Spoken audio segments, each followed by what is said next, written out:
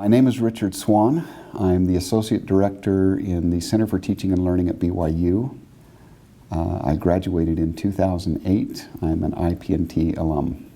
So at the Center for Teaching and Learning, we're here to support faculty in their efforts to improve teaching. And the way that we've chosen to do it here is we have teaching and learning consultants who work one-on-one with faculty members to actually design their course, to help with learning activities, to help with assessments.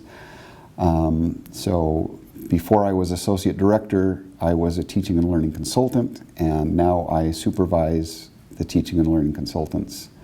And even so, I still do work with faculty, which is the funnest part of my job anyway. We will work with them kind of wherever they're at. We try to steer them toward active learning.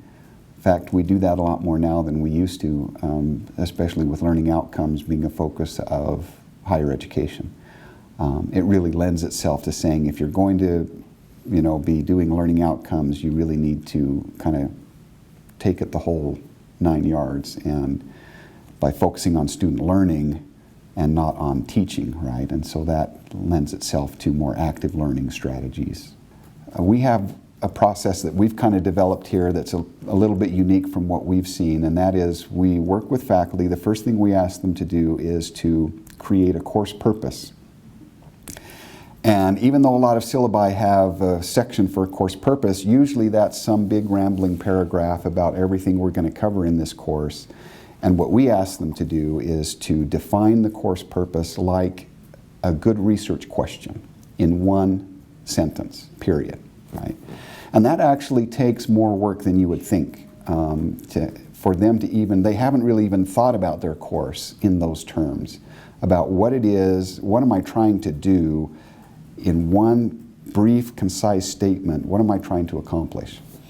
And so that can take a few sessions to help them work through that, because they're looking at all the content they have to cover and they're thinking, what is it that ties all this together? Why are we teaching this? What do we hope students get out of it? And those are things they haven't really always articulated to themselves.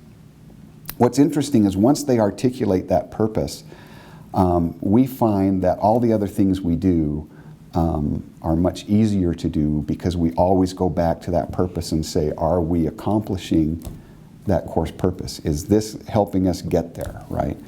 So we define a course purpose.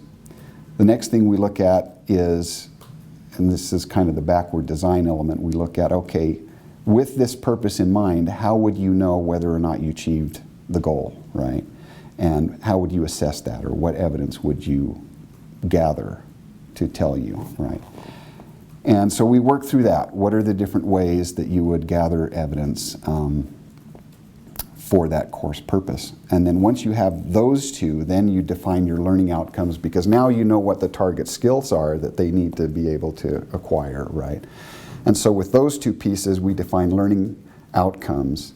And then with the learning outcomes, of course, we're looking at learning activities. So what do they need to do? What do they need to practice in order to achieve this? How do you assess these interim things to know whether they're getting it or not?